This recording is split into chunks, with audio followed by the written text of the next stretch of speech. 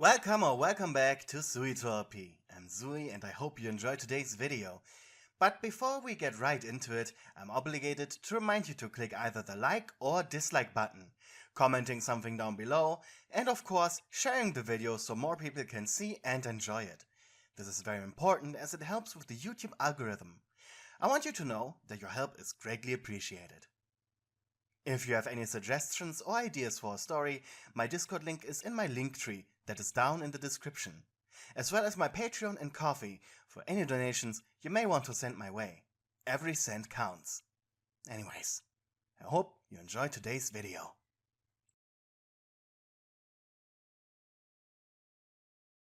The daycare attendant's eyes only slowly adjusted to the light that was shining in his face. His endoskeleton ached under pressure he couldn't quite grasp. The man above him, receding hairline, glasses, calming smile. That was Kevin, on-duty engineer of the Pizzaplex. The man who just a few weeks ago repaired his animatronic shell after some event he didn't quite remember.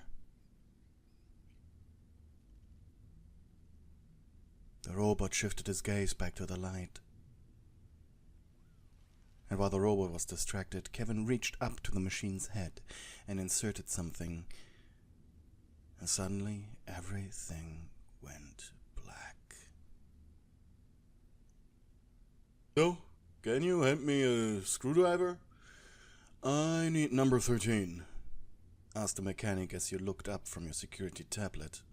What? There was a reason you didn't become a mechanic. You were very mechanically illiterate. In fact, you had even difficulty remembering which way screws went. Kevin looked at you expectantly. You know, by now I could have gone it myself, kiddo. With a bright red face, you leaned to your left as you rummaged through Kevin's toolbox. I ordered them correctly. You just have to look for the numbers. 1, 2, 3, 4. The numbers are under the drivers. Come on. It's not that hard. You blinked. In the twilight of parts and services, you couldn't quite make them out. Found it! Found it, you said, and offered it to the man who took it with a smile. Say, Kev, what's this all about? Kevin's smile turned cheeky. Oh well, let's see. As he turned the screw loose that was bothering him, he began to explain. 6 months ago, the Pizzaplex burned down. Well, not fully, but enough to close it. You nodded. I heard about that in the news, yes. The man sighed, pleased, and began to explain that the company was very much in turmoil after that. They had just begun repairing their reputation after years of conspiracy theories and failed reopenings of their other restaurants. Some even without animatronics. As a final push, they invested into the mega Pizzaplex, which was a raving success. Sadly though, they were accident prone, and skipped out on important maintenance work whenever possible. Despite that, the financial gain Fazbear Entertainment was making outweighed these issues and losses, and soon the company expanded with more smaller franchises all around America. The main Pizzaplex becoming the blueprint from which a franchise owner could purchase modules to add to their own restaurant. Fazbear Entertainment was lucky they so aggressively pushed franchises all throughout the country, as the sudden destruction of the Pizzaplex would have doomed the corporation for another generation. So, what exactly happened that day? You know, not the news stuff, you know? Kevin shrugged. Well, the night guard was found dead. No idea about that. Then Freddy was gone, and most importantly, Roxy Raceway and large bits of the building were forcefully moved underground. And after we repaired it, which don't even tell me how expensive that must have been. We are about to reopen in, I think, a week. Don't remember. But it's soon. And then we hired you. And, well, are training you right now as a replacement for the unfortunate victim of the thing.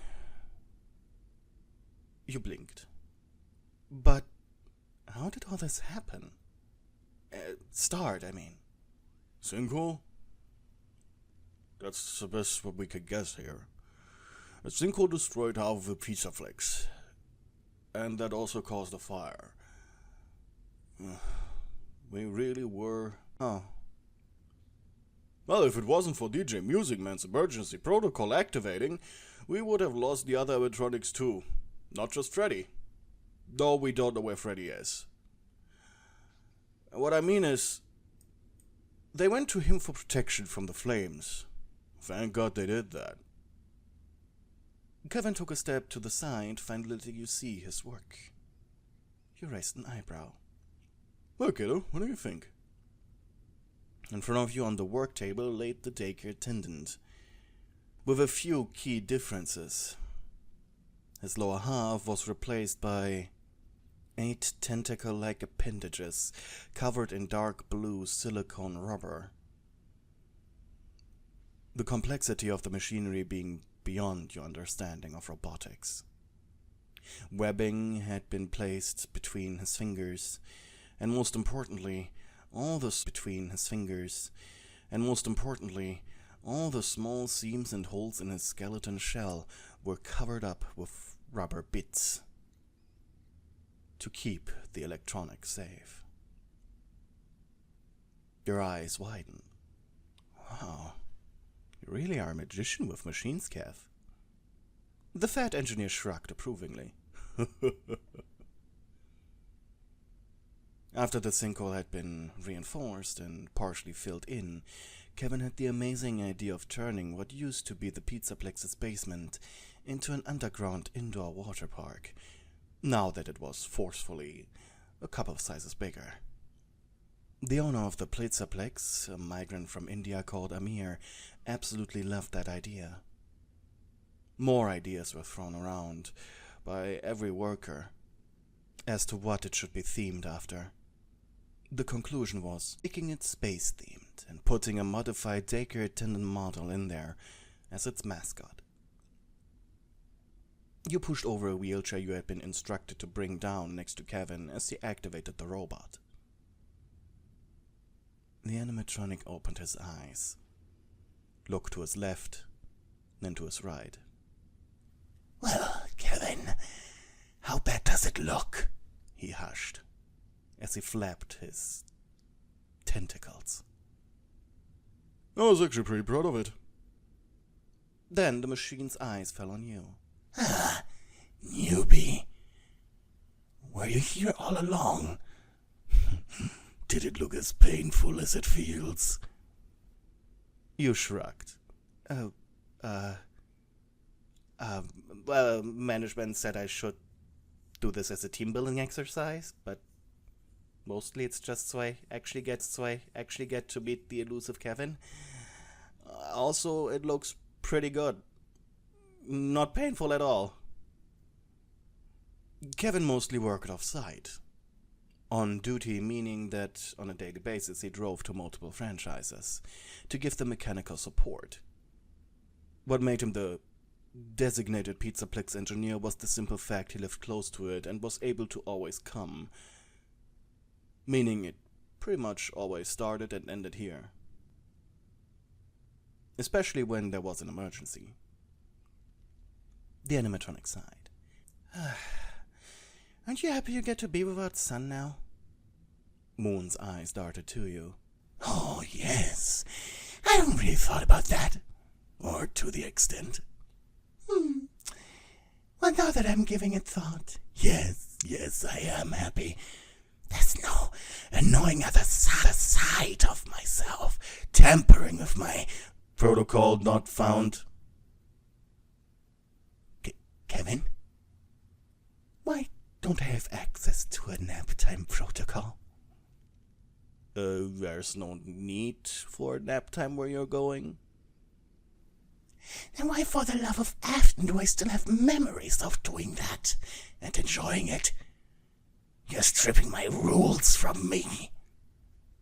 Kevin grinned. Oh, what's with that face? Management wanted to save on programming costs by only deleting aspects they don't need for the new attraction. And just let you, he put the next sentence in quotations with hand gestures, get used to your new environment on your own. Speak ill of Fazbear Entertainment. So, if that is what they truly desire, I have to accept it. He really wanted to say really bad words, and that gave him a headache. So, why tentacles? You suddenly asked. Oh, yeah, why tentacles? Wouldn't a snake tail be better? I know snakes can swim. It looks really fun. Kevin felt a little bit backed into a corner, not fully knowing why himself. Management wanted to go with this specific design choice, rather than a regular mermaid tail. Well, truth be told, he said with a grin, I don't know myself. But if you think about it for 5 seconds, you can come up with reasons. Well, for one, it's... But if you think about it for 5 seconds, you can come up with reasons. Well, for one, it's easier to walk with those tentacles of yours. Secondly, it allows you to climb on poles down there, and giving you a better view. Also, you can hug multiple children at once. That sounds fantastic, Kevin. Moon mused, clapping his hands together. So, you're saying I get to walk around during the light? I'm no longer attached to that wretched goody two-shoes. And I don't have to listen to that stupid song anymore. You raised an eyebrow. How aware were you whenever Sun took over? I could see it all, hear it all. The songs, the pictures, the paper dolls, the hide-and-seeks. Oh! You furrowed your brows. Wait, I thought you're programmed to like it. I do! I really, really do. But I never got to glitter glue with them. You and Kevin laughed. Well, let's get you to the Boondwalk Water Park. Following Kevin's command, you pushed the wheelchair closer to Moon before lifting him off of the metal table and gently setting him into it. The animatronic was a bit too big, and sorting his tentacles was a nightmare, but after about 10 minutes, he was secured. Hey kid, when you bring Moon into the water park, put him into the kiddie pools first. That's where he will be spending most of the time anyways. Got it, Kev. You had seen Spacewalk. You were sure he'd love it. Soon you pushed Moon through the entryway. The entire complex was underground, so there was no way natural sunlight could conceivably be put down here. Moon looked to his left and to his right, looking at naked rock walls. But then his eyes fell upon the entrance. The cavern was dome-shaped, about the size of the atrium, maybe a bit bigger. This really was a massive sinkhole, held in place by massive steel beams. If the robot had a heart, it would start beating faster now. The entire ceiling of the complex was covered in tiny holes, in which LED lights had been put, while the rocks around them were painted in a deep dark blue. The color had been specifically chosen as it perfectly swallowed the reflective light from the water to not ruin the aesthetic of space. The attraction had 5 areas. First, a regular swimming area made up of 2 bigger pools, one of which created mild waves. then an adventure place, which was a singular large round pool with a climbing frame and large buoyant silicone rocks that were attached to metal wires for children to climb on. The large structure even had water cannons on top of it. A lazy river went around the entire complex, allowing for lazy travel all around the attraction. The obviously aforementioned kiddie area with shallow water, fountains and springs. The deepest the kiddie area got was knee-deep. The final area was the chill-out zone for adults. It was a bar in the middle of a shallow pool with stools that were attached to the ground, and 3 jacuzzis. The water of the pools was illuminated with cyan lights, making it look like the liquid inside of glow sticks. The animatronic was an ah and oohing, something you didn't even realize the grumpy machine was capable of. I think I could die here, muttered the machine. Wait, what? The robot looked at you. Have you never entered a place and thought to yourself, this is so beautiful, I'd like to spend my last moments here, newbie? You gave the machine a forced smile. I just didn't expect you to be able to say something like the word die. That's all. The robot chuckled. I've been built with an understanding of symbolism, metaverse, and poetry. It's to tell the little brats bedtime stories for when they have trouble fulfilling their nap time, but are still willing to do it. But nap time is over now, isn't it?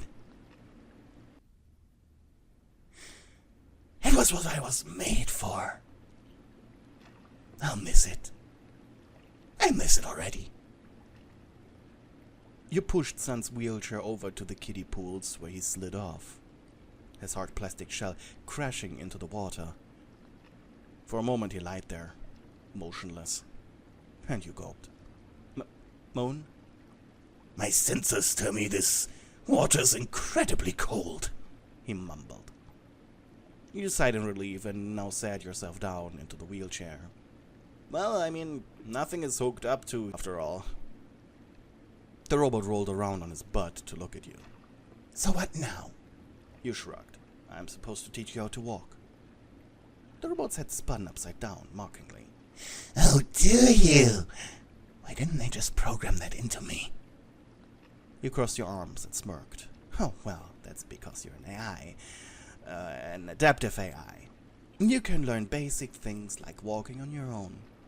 It's to save on IT costs. You put both hands on your hips. Don't sass me, mister. Now get your ass up. Jumping on your feet, you lifted the robot up. Okay, newbie. Little close for touching, he hissed, as his tentacles squirmed for purchase. Your face quickly turning red. The robot was so incredibly heavy. But after a minute of you holding your breath, shivering from the weight on your arms, it was lifted as his tentacles securely pressed on the ground. Oh, I get it now. You let go of the robot before throwing yourself on the ground. You were heaving. And the robot stood before you. About a fifth of each tentacle was spread outward, creating a sort of primal foot shape. Moon repeated that pattern for each of his tentacles, giving him a secure purchase on the ground. Feels a little bit like sitting on my butt, but a bit more active. More thinking power, you know? Newbie, you look exhausted. Oh! Do I? You huffed. The list, you growled, is walking and swimming. Slowly you got back on your feet. Now I want you to lift one tentacle at a time and set it in the direction you want to go. Now I want you to lift one tentacle at a time and set it in the direction you stop mid-sentence as the robot was already doing it. Or by awkwardly wobbling in the process. This is fun, newbie. But it's difficult to maintain balance. Luckily he soon mastered it. But now it was time for the real test. With anticipation, the robot stood at the edge of the big, lazy river. Newbie, The robot turned to watch you take off your uniform. As you unbuttoned your shirt, you looked at him almost shyly. What? Why are you getting naked? You opened your uniform's shirt. Naked. You opened your uniform's shirt, revealing a black one-piece swimsuit. I'm not gonna be naked, you dork. After peeling yourself out of your upper layer of clothes, you crossed your arms before the robot. It was a machine, so why was it so embarrassing? Analyzing. You took a step back. What are you analyzing, you perv? My calculations say that you are, by definition, you're looking good in that outfit. You blushed hard. With an embarrassed pout and red face, you pushed the robot into the water. After a loud splash and a squeal from the robot, you quickly realized what you did. Abandoning no reason, you jumped after the robot. Diving down, you reached the machine. His eyes glowing yellow into your direction. His hands grasping yours as a bubble of air as you heard his voice underwater. This is amazing, newbie. I feel so light. So wonderfully light. Before he finally let go of you, pushing you up to the surface. You gasped for air and desperately took hold of the pool's edge, heaving and dizzy from the freezing water. You felt like you were going to die. Why? You shouted to yourself. It's a fucking robot. Why the fuck did I do that? Quickly you lifted yourself out of the water before rolling on your back like a sack of potatoes. So cold. Moments later, a splash indicated Moon's breaking of the surface. Night guard, this is fun. Why did no one ever tell me water can be so much fun? Because you rubbed over your body, trying to heat up. Because this, you would have died the moment you were fully submerged without the changes we did to you. The robot leaned over the pool's edge to oogle at you curiously. I see. Why are you shivering like that? Because the water is too cold. You said it yourself. Then why the hell did you jump after me? To save you! Silence. Save me? I'm a robot. Yes, I know you are. You sighed and rubbed your cheeks. I just don't understand why you would jump after me. Don't understand why you would jump after me.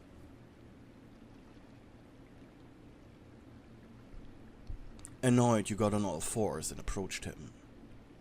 With your faces only inches apart, you growled. Because you're my favorite, alright? Moon's head spun around excitedly in response. There's no rule in the manual that we cannot pick favorites. Cheekily, the robot responded. You know, Night Guard, you're my favorite human too. You couldn't help but blush. You are probably the most human employee. You treat us very equal. All of us machines. I like that, newbie. You understand that while we aren't sentient, just ones and zeros in a robotic shell, we do experience some kind of feelings. Up now. Minutes later, you found yourself on a bench in the water park attraction. Moon had draped 3 different towels on you and was vigorously rubbing the rough cloth over your body. quickly drying you and heating you up. If you humans are this affected by cold, why is the water like that to begin with? Not hooked up to the heaters yet. The more he rubbed, the more sensitive your skin became to its softness. Night guard, why are you purring? You didn't realize you were. Just keep comforting me, you big stupid moon face. As you wish, newbie. Around the time the rub started to hurt your tender skin, he stopped and was now sitting next to you. So, I am your favorite. You chuckled. Well, yeah. I only recently started working here, and to be frank, you are the second most well-behaved robot in the Pizzaplex. Sure, Freddy is more quiet than you. He is a bumbling idiot, and often gets into shenanigans out of sheer need to be nice. In other words, you are more mature and grumpy. I like that. Remind me a little bit of my ex-boyfriend. Glad. I think, truthfully, saying ex-boyfriend in this context makes it feel a little bit of a backhanded compliment, newbie. It wasn't. At least that wasn't my intention. But I'm glad you're getting used to your new ex. He lifted a few of his appendages to demonstrate. Oh yes, newbie, I love it. The water gives me freedom I didn't realize I desired for a very long time. Glad you're happy then. Without warning, the robot suddenly embraced you. His body was hard and still very cold and wet, but you endured it, and he was planting gentle kisses on your neck. Thank you very much, newbie. You're making this life of mine worth living.